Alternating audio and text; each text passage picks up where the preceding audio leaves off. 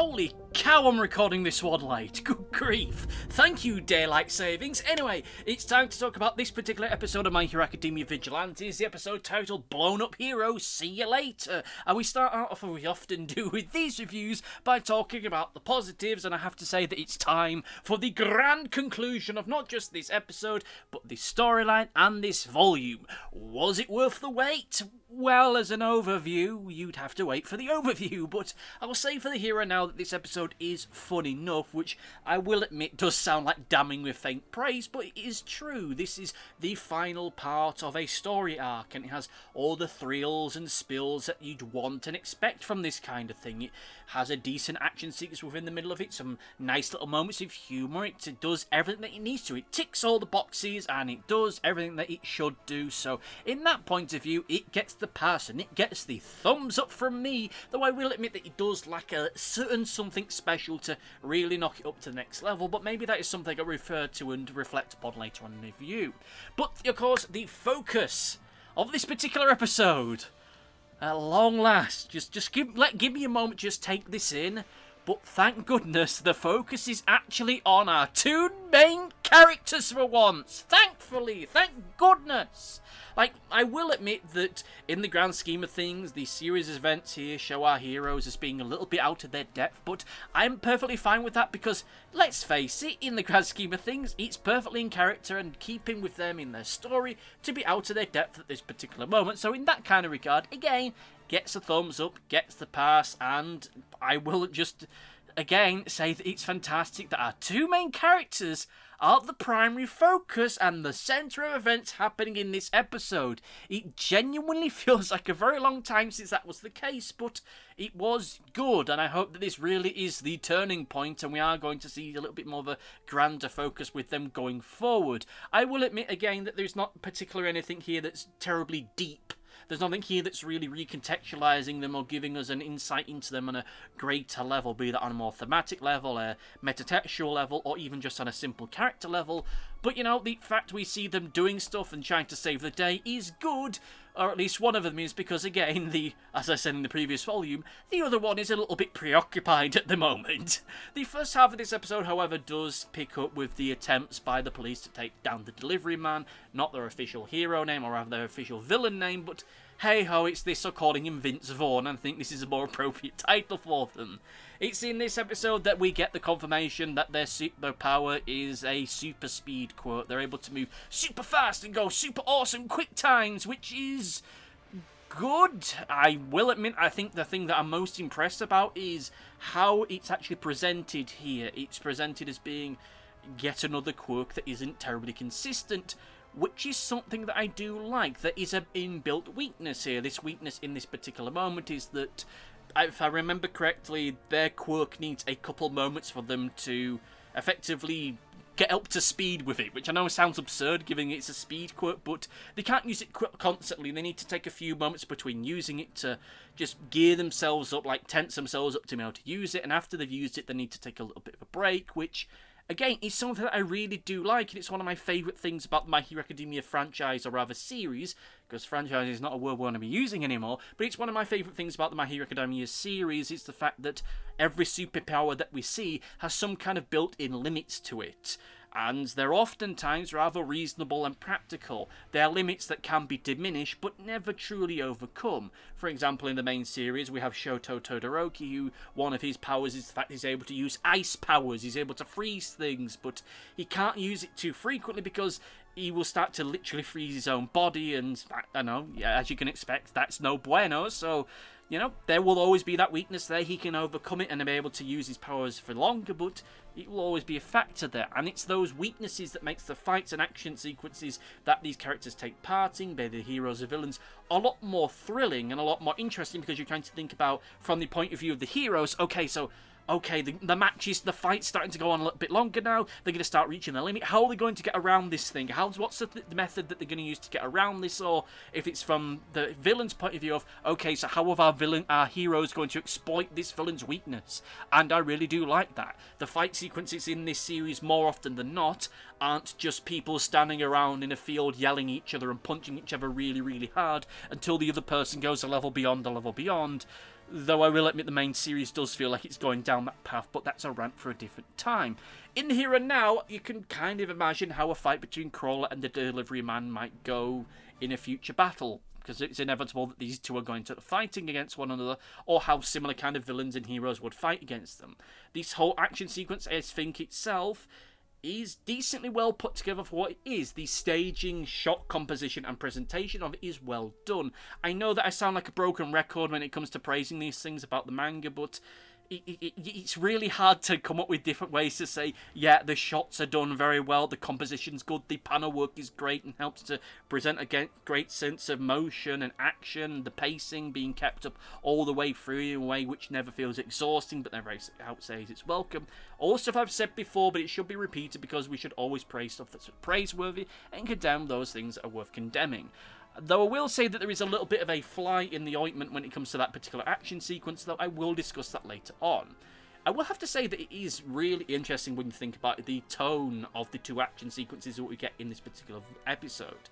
The first half of the episode is a lot more serious, there's a lot more weight and gravity to it, mostly due to the fact we're being introduced to this new villain, and the general tone of that is a lot more weighty. There's a lot more seriousness there. I hate to say that because it's more serious because I will admit, just kind of sounds a little bit of a weak thing to say, I will admit, but you know, it is definitely a more serious, a lot more weighty, a lot more heavy sequence of events.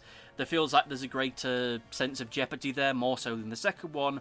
Whereas, you know, because in the first one you got the hostages trapped in the mech suits, we're learning about our new villain, we're learning about how their powers work, what kind of weaknesses that they might have. We're trying to think of, okay, so how are the heroes here supposed to take care of them? And I think that itself is really good, and it gives us an insight into the character of the Delivery Man themselves, because they end up mentioning about how they don't like killing people, so that itself adds a new dimension into that whole action sequence itself. The second half of the episode, let's be honest, is far sillier and a lot more over the top. It's a lot more comical and a lot more wackier. Though, of course, the stakes are slightly higher here, given that it's a main character in jeopardy, but again, it's rather silly and goofy. Part of this is due to the expressions that we have on the faces of our characters. Part of this is due to the fact that on the back of this crab mech suit thing, there's a large on and off button. And part of this is due to the fact that in order to try and stop a runaway mech suit, Fat Gum had to punt the snippy crab cop lady halfway across the room, seemingly forgetting that, you know, just her chopping the legs off it wasn't going to kill the momentum of the suit itself.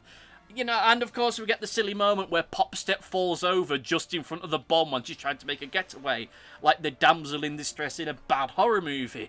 It's silly, it's stupid, it's goofy, but at the same time, given the tone of everything else, I'm willing to accept that, so long as it's played up a little bit more for laughs if this ever gets an anime. But of course, I think we should kind of, you know, change the volume and the tone of this discussion, just bring the temperature back down a little bit, because, you know, we have to address the elephant in the room here, which is the fact that Fat Gum had to make the ultimate sacrifice here to help save the day. In order to stop the bomb in the crab suit going off, he had to throw himself onto the bomb to absorb the blast, and, well, he survived it because morbid obesity saves the day!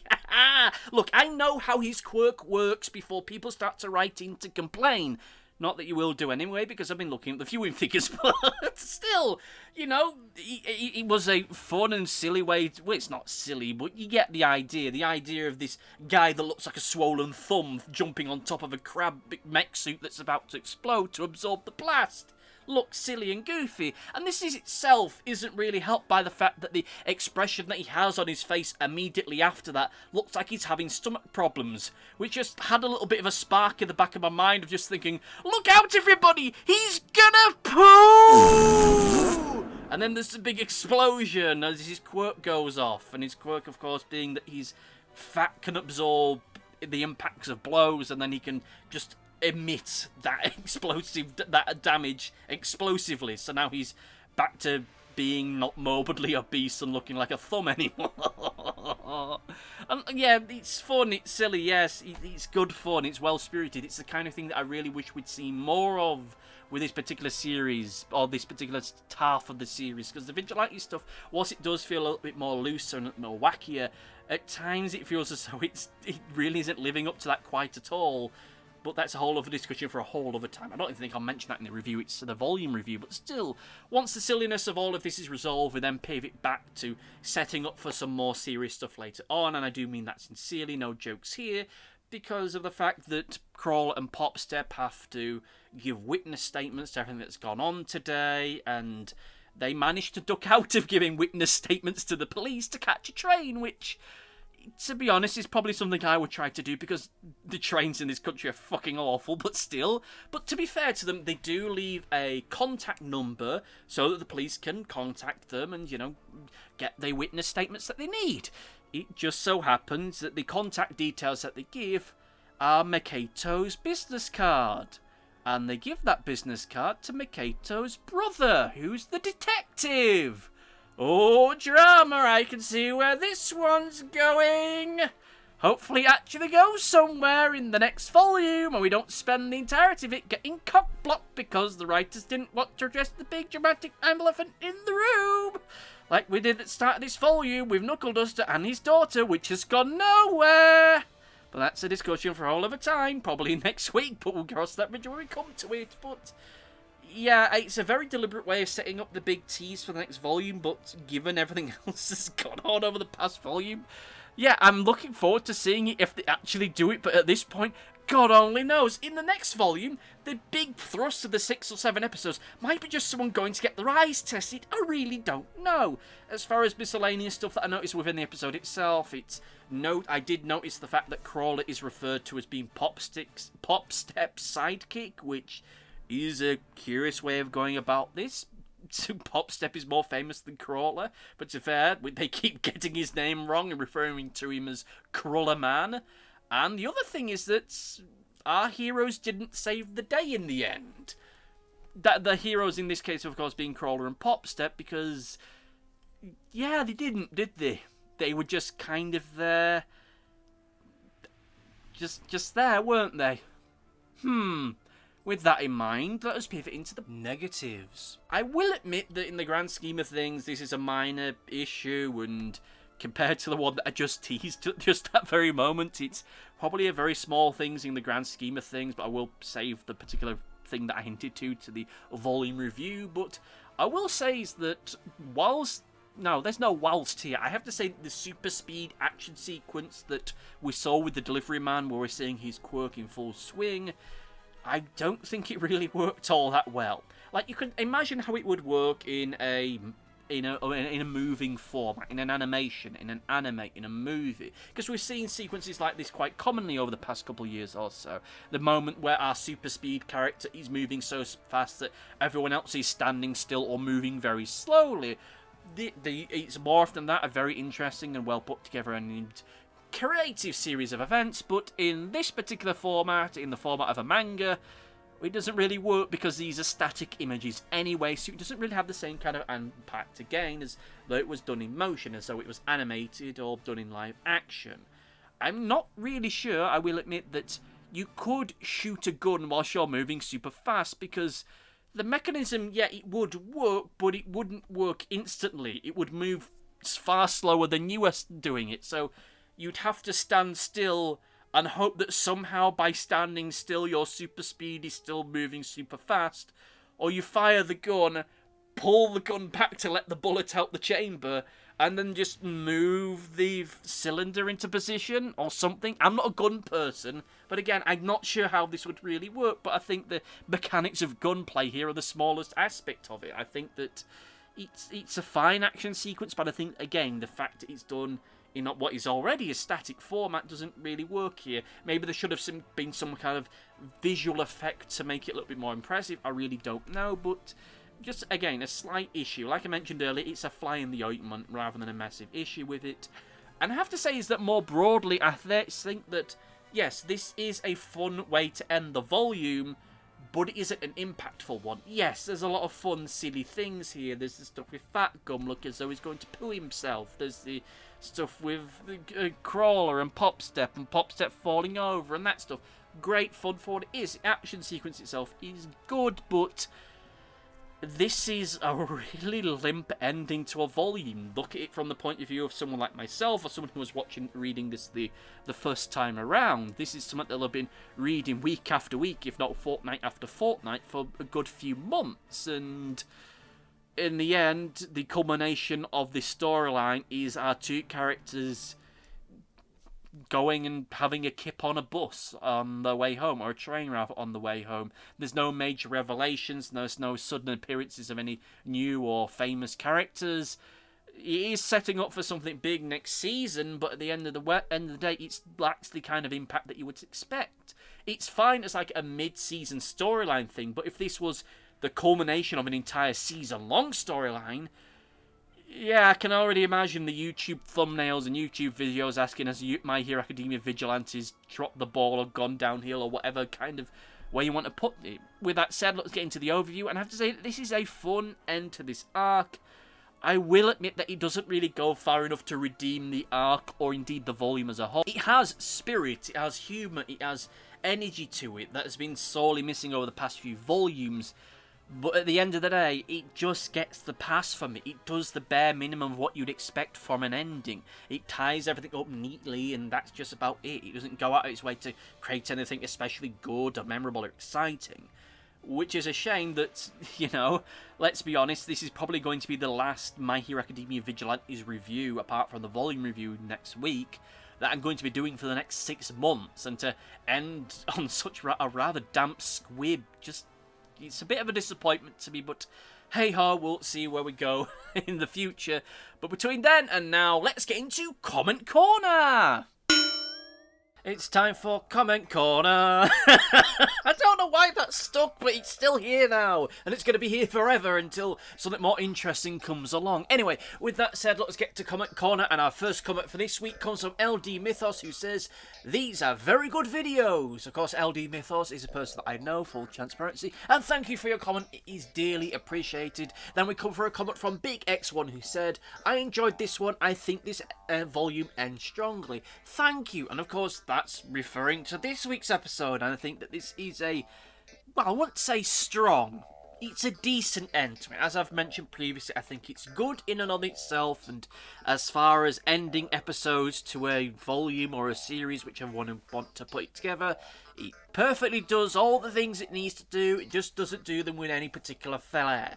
It's like a C overall. It's an average. It's good, but it's not quite there. But anyway, that's all stuff I said previously. Let me know what you thought about this particular episode and this volume as a whole, as there will be, you know, the volume review following shortly. Well, in about a week or so's time. I will admit that I'm starting to do all the writing and recording of these videos well in advance, so it's kind of hard at times to keep track of actually what's coming down the pipeline, because I'm also writing my stuff for the, before we get into the next season, the 2 little special episodes, so yeah, I'm a little bit all over the place. But anyway, that's for me to figure out. And for you, dear listener, to have a great day, whatever you're going to be doing. I'll say thank you for watching, and see you next time. Goodbye! Thanks for watching. Be sure to like, favourite, subscribe, click the bell, and do all the YouTubey stuff that YouTube wants you to do. Go on, it'll do me a power of good. Until next time, my friends, goodbye!